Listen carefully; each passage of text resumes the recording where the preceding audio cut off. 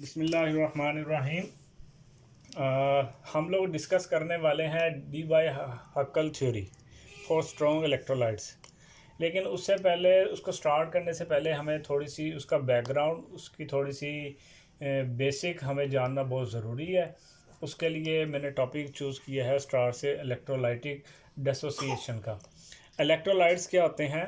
Electrolytes are those solutions which have ability to conduct the electricity. उसको हम लोग electrolytes का नाम देते हैं। तो उसके लिए सबसे पहले जो 1887 में आर्हीनियस ने थ्योरी पेश की थी इलेक्ट्रोलाइटिक सॉल्यूशंस के बारे में, ठीक है, उसको हम लोग डिस्कस करते हैं कि उसके बारे में क्या उसने थ्योरी पेश की थी। सबसे पहले जो उसका पॉइंट बनता है उसके पास्टुलेट का, वो हमारे पास ये बनता है कि जब कोई आयनिक कंपाउंड को या इलेक्ट्रोलाइट को हम वाटर में डिज़ोल्व करते हैं तो वो हमारे पास दो तरह के आइंस में कन्वर्ट हो जाता है, दो तरह के आइंस में डिसोसिएट होता है।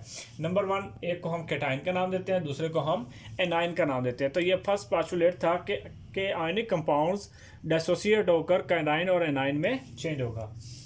और दूसरा जो पॉइंट था, दूसरा जो पास्टुलेट था वो ये था कि कैटाइंस जो वहाँ पर मौजूद होते हैं या एनाइंस मौजूद होते हैं वो फ्रीली मूव करते हैं। कैटाइंस मूव करते हैं toward the cathode and anions move करते हैं टूवर्ड द एनोड। तो यहाँ स्पेलिंग थोड़े से मैं ठीक कर लूँ। तो ये हमारे पास सेकंड पॉइंट था उसका। नंबर थर्ड पॉइंट ये था कि number of total cations are equal to the number of total anions. तो इनका जो इफेक्ट होगा वो सॉल्यूशन में न्यूट्रल इफेक्ट होगा। नंबर फोर, इसमें जो एक्सेंट ऑफ डिसोसिएशन है कि आपके पास डिसोसिएशन कम या ज़्यादा हो रही है, ये हमारे पास चंद फैक्टर्स की बुनियाद पर होती है। वो फैक्टर्स हमारे पास ये हो सकते हैं, टेम्परेचर हो सकता है, टेम्परेचर हाई है या लो की वजह से डिसोसिएशन पे जो है ना चेंजेस या डिफरेंस आएगा। कंसंट्रेशन में अगर हम कोई चेंजेस लाते हैं तो आपके पास सेंटर ऑफ डिसोसिएशन भी हमारे पास डिफरेंस आएगा। नेचर ऑफ इलेक्ट्रोलाइट्स अगर आपके पास और तरह के हैं, स्ट्रॉन्ग है, वीक है, तो उसकी वजह से भी एक सेंटर ऑफ डिसोसिएशन में डिफरेंस आएगा। नंबर 5 जो था वो डिग्री ऑफ डिसोसिएशन, इसको हम लोग डिग्री ऑफ डिसोसिएशन का नाम देते हैं, ठीक है। तो डिग्री ऑफ डिसोसिएशन के बारे में बताया कि डिग्री ऑफ डिसोसिएशन क्या होता है। मैंने यहाँ पर आपको फार्मूला लिखा है, इसको देखिएगा कि नंबर ऑफ मॉलिक्यूल्स जो डिसोसिएट हो रहे हैं किसी भी सॉल्यूशन में, उसके टोटल नंबर ऑफ मॉलिक्यूल से अगर हम उसको डिवाइड करेंगे तो आपके पास क्या निकल आएगा, डिग्री ऑफ डिसोसिएशन। यानी कि टोटल में से कितने मॉलिक्यूल डिसोसिएट होते हैं वो उसका क्या कहलाता है, डिग्री ऑफ डिसोसिएशन कहलाता है। नेक्स्ट हमारे पास जो पॉइंट आता है वो ये आता है कि हमारे पास दो तरह के इलेक्ट्रोलाइट्स मौजूद हैं, स्ट्रॉन्ग इलेक्ट्रोलाइट्स और वीक इलेक्ट्रोलाइट्स। आर्हीनियस की थ्योरी जो थी वो सिर्फ और सिर्फ वीक इलेक्ट्रोलाइट्स को सेटिस्फाई करती है, वीक इलेक्ट्रोलाइट को एक्सप्लेन करती है, स्ट्रॉन्ग इलेक्ट्रोलाइट्स को एक्सप्लेन नहीं कर पाती। ये उसकी एक लिमिटेशन भी आती है। मैंने लिख दिया है कि satisfy to the weak electrolytes, not explain to the strong electrolytes. Strong electrolytes और वीक इलेक्ट्रोलाइट्स क्या होते हैं, आपके पास ये क्वेश्चन होना चाहिए। स्ट्रॉन्ग इलेक्ट्रोलाइट्स वो सॉल्यूशंस होते हैं या स्ट्रॉन्ग इलेक्ट्रोलाइट्स हमारे पास वो कंपाउंड्स हैं जो वाटर में हाईली आयोनाइज्ड हो जाते हैं, हाईली डिसोसिएट होते हैं, वो स्ट्रॉन्ग इलेक्ट्रोलाइट्स कहलाते हैं। HCl है, KCl है, NaCl है, ये हमारे पास स्ट्रॉन्ग इलेक्ट्रोलाइट्स में से आते हैं। वीक इलेक्ट्रोलाइट्स वो हैं जो हाईली आयोनाइज नहीं होते, पार्शियल आयोनाइज होते हैं, उनको हम वीक इलेक्ट्रोलाइट्स का नाम देते हैं। उसमें एस्टिक एसिड आ सकता है, बेंजोइक एसिड हो सकता है, उसमें हमारे पास इस तरह के और नाम एनिलीन वगैरह और अमोनिया वगैरह आ सकते हैं। ये हमारे पास वीक इलेक्ट्रोलाइट्स कहलाते हैं। 1888 में ओस्टवाल्ड ने एक थ्योरी पेश की थी, एक लॉ पेश किया था इसी आर्हीनियस थ्योरी को लेकर, वो था ओस्टवाल्ड डिल्यूशन लॉ।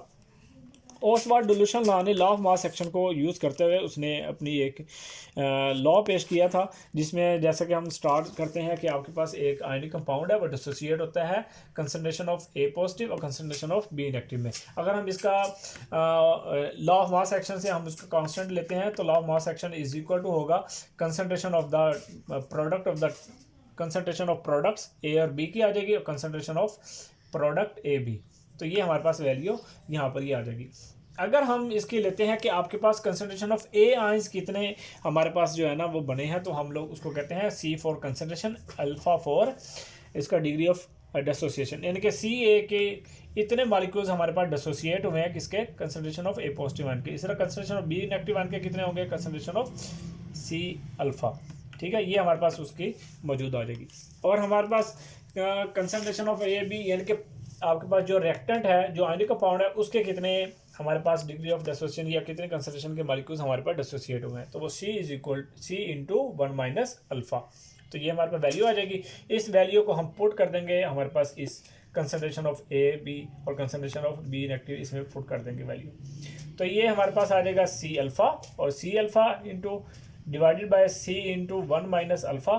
तो आपके पास C से C हमारे पास क्या हो जाएगा, कट हो जाएगा एक, ठीक है, ये C से एक C कट हो जाएगा, तो ये C अल्फ़ा स्क्वायर आ जाएगा ओवर 1 माइनस अल्फ़ा। तो ये हमारे पास मौजूद है ओसवाल्ड डिल्यूशन लॉ। अगर हम वॉल्यूम को ले लेते हैं, volume is inversely proportional to the concentration, तो हमारे पास इस वैल्यू को हम अगर पुट करेंगे C को, तो हमारे पास ये वैल्यू जो होगी वो C की 1 ओवर V की फॉर्म में, हमारे पास V हमारे पास नीचे आ जाएगा, C की वैल्यू पुट करने से 1 ओवर V आ जाएगा। तो ये हमारे पास क्या बन जाएगा, एक और हमारे पास ओसवाल्ड डिल्यूशन की एक्सप्रेशन या फार्मूला हमारे पास या डेरिवेशन या इक्वेशन बन जाएगी।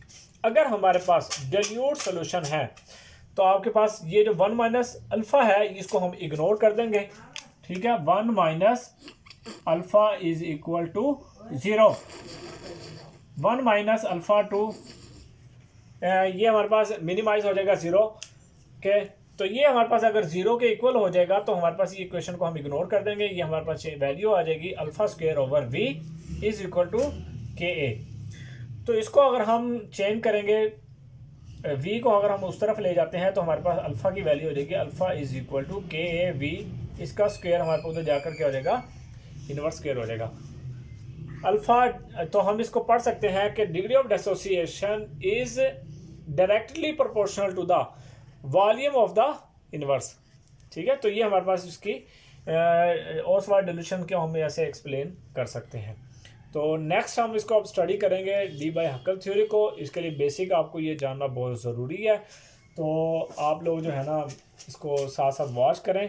कोई आपको इशू हो, कोई प्रॉब्लम हो, आप हमसे डिस्कस करते हैं। Thank you for watching. अल्लाह हाफिज़, टेक केयर।